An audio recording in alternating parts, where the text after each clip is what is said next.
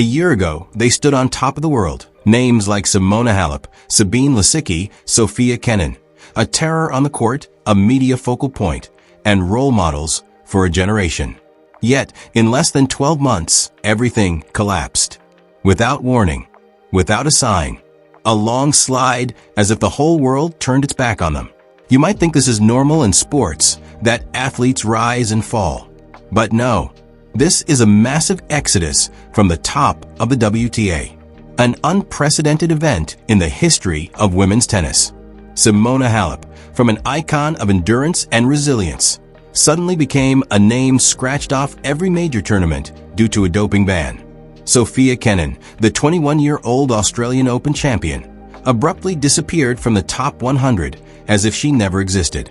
And Sabine Lisicki, Wimbledon 2013's queen of thunderous serves, returned from injury only to face a painful losing streak against opponents who were once her juniors.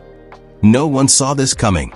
No one predicted a season where old legends were dethroned by the very rookies they once inspired. One generation withered, another rose. But the notable thing here is not just the failure. It is the cruelty of elite tennis, where you only need to falter for one beat to be swallowed whole. And the year 2024 was the perfect trap. In this video, you will see the moments that silenced the entire stadium, the career-defining shots, and the tears that didn't make it onto the camera. The story behind the cold scoreboard is the fear of being forgotten, a shared obsession of the brightest names in the WTA. And if you're the person who always wondered what really happened to those stars, then you are in the right place. Pro Tennis 360 will not only show you the downfall, but also reveal what the media tried to hide. Don't look away, because the truth at minute 14 will make you disbelieve your eyes. And if you want to continue following the ups and downs of the world's top players, subscribe to the Pro Tennis 360 channel, where we tell the stories that the rankings cannot. Simona Halep. From resilient warrior to historic doping tragedy, Simona Halep was the ideal model athlete anyone would want to be. Small, tough, tireless runner, and always maintaining an iron will in critical moments. From 2014 to 2019, she was present in every major title race, won 2 Grand Slams, and was ranked in the world's top 5 almost continuously. She wasn't the loud star type, but was respected by both experts and peers as a purebred warrior. However, by 2023, everything shattered. When the news broke that Halep tested positive for roxadustat, a banned substance in sports, the entire tennis world was shaken. No one believed it. People even thought it was fake news.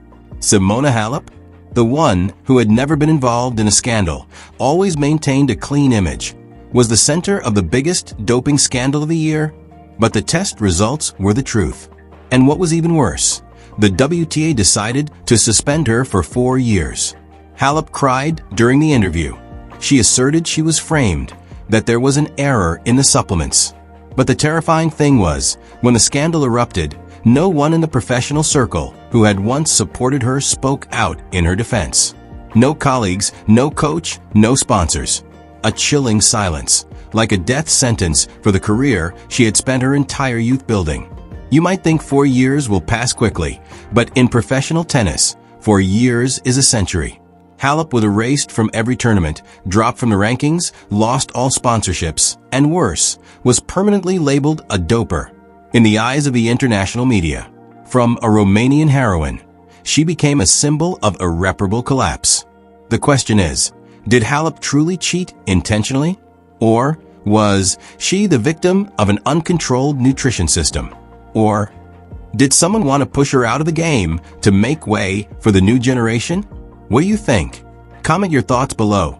Is Halep guilty or just a sacrificial pawn in the WTA's hidden power struggle? Sofia Kenin.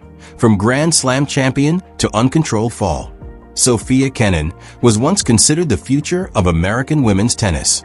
Winning the Australian Open at just 21, playing with rare tenacity, and unfazed by the pressure of the big stage.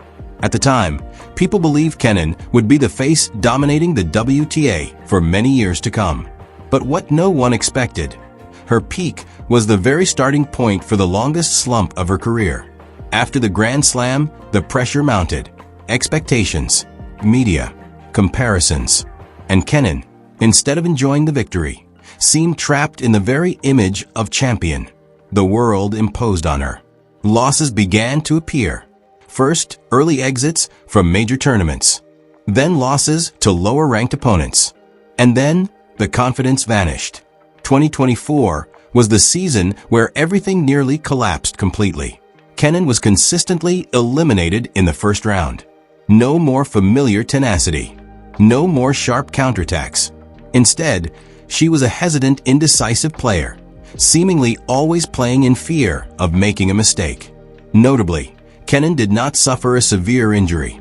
She had no scandal, no doping, no behind-the-scenes drama. But that very silence is terrifying. A Grand Slam champion vanishing from the WTA map without a clear explanation, dropping from the top 10 to outside the top 100, moving from center court to the outer courts, and from the media spotlight to a name only mentioned in videos like this one. The question is, did Sofia Kenin lose her form, or did she lose herself after premature glory? And if a champion can fall so quickly, who is truly safe on the tour? The collapsing generation. When the WTA entered a ruthless purge phase. Looking back at the 2024 season, people began to realize a terrifying truth. This was not just the worst year for a few individuals. This was the year a whole generation was eliminated simultaneously. The names that dominated for almost a decade now collectively disappeared from the final rounds. Not because they suddenly got worse, but because the WTA has changed. Faster, younger, more ruthless. Young players enter the tour with superior fitness, fearless playstyles, and specifically, no baggage from the past. They have nothing to lose. Meanwhile, the old generation carries injuries, memories of failure, and the pressure to prove they still have value. Women's tennis has never been a forgiving sport. But in 2024, it felt like a purge. Those who couldn't adapt quickly enough were out. Those who were one step slower were replaced. There is no gray area. And the reason why this season became the worst does not lie in the score, but in the feeling of helplessness. Players who once owned the court are now just trying to survive. Each small victory feels like a miracle. Each loss is a question about the future. Perhaps this is the true nature of elite sports. No room for nostalgia. No room for the past. Only the present. And the WTA's present is being rewritten by completely new faces. The problem is, who will survive? And who will be the next name to vanish from the spotlight? The shots not caught on camera. The dark side of the WTA. When a player loses, the audience usually sees them bow their head, wave goodbye, and disappear from the screen. But what happens afterward in the locker room, on the night flight, or in the empty hotel room is the part no one films. In 2024, at least 5 top 50 players withdrew mid-season due to mental health reasons.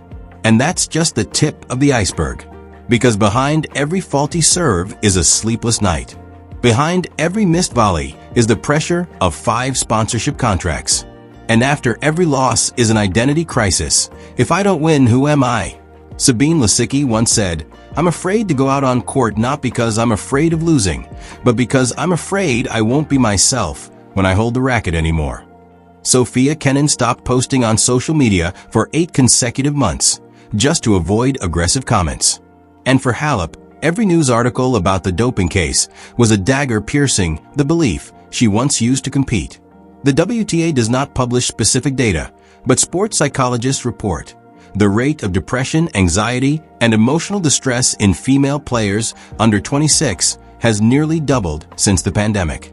In an individual sport like tennis, where you only have yourself against the pressure, this is almost inevitable. This is no longer a question of form. This is a question of mental safety. And if the WTA doesn't address it soon, the list of fallen stars will only grow longer. Have you ever thought about this every time you see a player lose form? Or did you also believe they were just lazy or past their prime? Is the media truly objective? One noticeable thing in 2024 is the way the media reported on the collapse of the top female players, it was strangely unfair. With Simona Halep, as soon as the doping scandal was uncovered, many newspapers immediately labeled her a cheater.